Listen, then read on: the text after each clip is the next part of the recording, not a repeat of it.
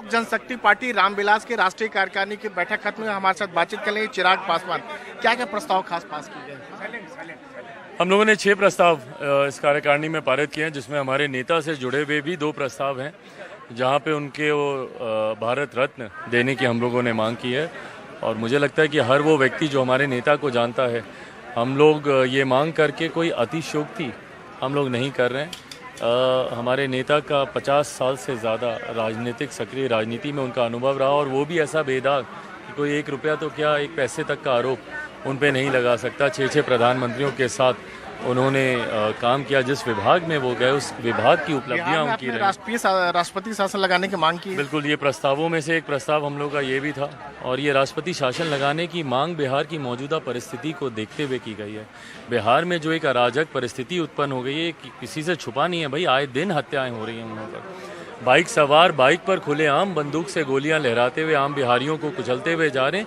ये तमाम परिस्थितियां, बढ़ता अपराध और भ्रष्टाचार जिस तरीके से बिहार में अब चरम सीमा को भी पार कर गया, ऐसे में राष्ट्रपति शासन लागू करने के अलावा बिहार में कोई विकल्प अब बचा नहीं है। वहाँ पे जनादेश का अपमान सरकार बार बार कर रही है। जनादेश किसी के लिए, सरकार आप किसी और के साथ चला रहे हैं। ऐसे में हम लोग आग्रह करते हैं कि राष्ट्रपति शासन वहाँ पे लगाया जाए और बिहार मध्यवर्ती चुनाव। क्या आप जो बिहार में जो चुनाव हो रहे होंगे, तो गठबंधन आप किधर रहेंगे, किसके साथ रहेंगे?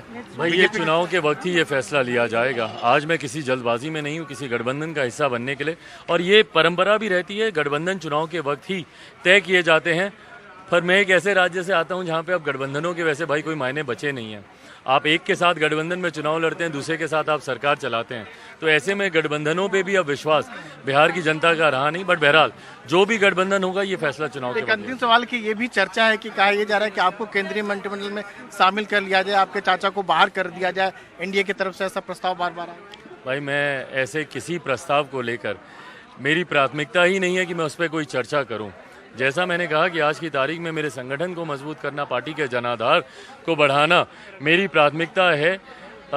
मैं एक बड़े लक्ष्य की लड़ाई लड़ रहा हूँ। मैं बिहार को फर्स्ट, बिहारियों को फर्स्ट बनाने की लड़ाई के साथ मैं जनता के बीच उतरा हुआ हूँ। ऐसे में मंत्री बनना या से मंत्री परिषद में जाना ना मेरी महत्वाकांक्षा है, ना मेरी प्राथमिकता है।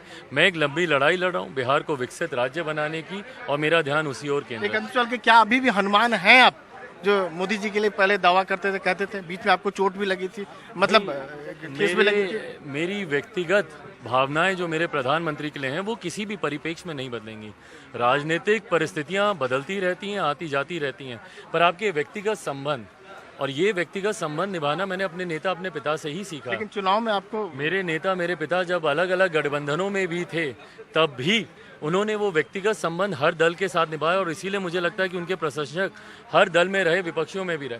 तो ये मेरा संबंध व्यक्तिगत तौर पर मेरे प्रधानमंत्री के साथ है। वो कल भी था। चुनाव के दौरान आपको साथ नहीं दिया होगा? हाँ, चुनाव के दौरान जो है आपको साथ नहीं मिला उतना। वो उनकी राजनीतिक मजबूरियां हो सकती हैं। ये थे चिराग पासवान, जिनका ये कहना है कि अभी भी व्यक्तिगत तौर पर नरेंद्र मोदी के संबंध है उनसे, और बिहार में राष्ट्रपति शासन लगना चाहिए।